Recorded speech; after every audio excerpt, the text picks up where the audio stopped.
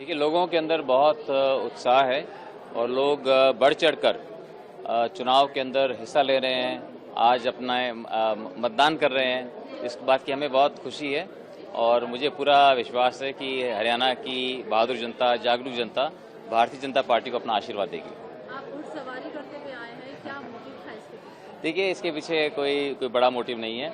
एक शुभ माना जाता है, घोड़े पे बैठ कर के जाना किसी शुभ काम के लिए अच्छा माना जाता है। इसलिए आज घोड़े थे यहाँ पर, मैं घुड़सवार हूँ, इसलिए घोड़े पे बैठ के आया। लेकिन वहाँ थोड़ा कॉन्फ्लिक्ट भी हुआ, नाराजगी भी हो गई है। वो क्या तो कांग्रेस को लगता है वो कि तो आपको पार्टी इतने सारे आप मीडिया के इतने साथी वहाँ पर इकट्ठे होकर के और अगर मेरी लोकप्रियता से, भारतीय जनता पार्टी की लोकप्रियता से किसी को तकलीफ होती है तो ये उनका बिजनेस है। ठाकुर जी और मदन को कंटेस्टिंग कैसे देख रहे हैं इसको? कितना कॉम्पिटिशन, कितना टफ लग रहा है? देखिए, मेरी माता सावित्री जिंदल जी जो हिसार से चुनाव लड़ रही हैं, वो हिसार की बहादुर जनता की नुमाइंदगी कर रही हैं और वो हिसार के लिए बहुत कुछ करना चाहती हैं।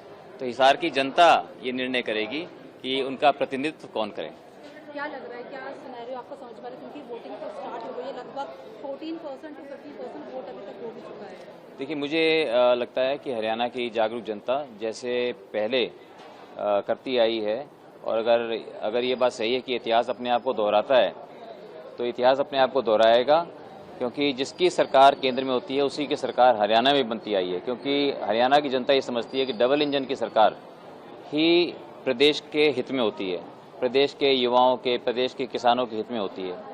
तो अब जो है, जिस तरह से केंद्र सरकार का नेतृत्व दुनिया के सबसे लोकप्रिय नेता माननीय नरेंद्र मोदी जी कर रहे हैं और हरियाणा में हरियाणा सरकार का नेतृत्व नायब सैनी जी कर रहे हैं, तो मुझे पूरा विश्वास है कि दोनों के नेतृत्व में हरियाणा पूरे देश के अंदर नंबर 1 आने पर और एक विकसित राज्य बनने में सबसे पहले बनेगा।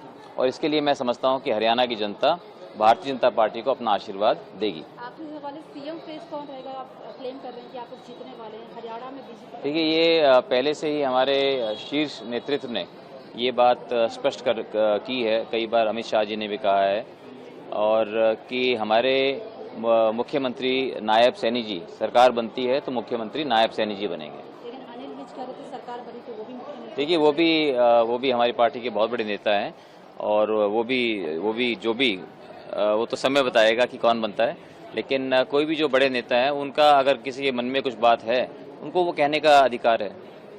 देखिए, लोगों के अंदर बहुत उत्साह है और लोग बढ़ चढ़कर चुनाव के अंदर हिस्सा ले रहे हैं। आज अपना मतदान कर रहे हैं।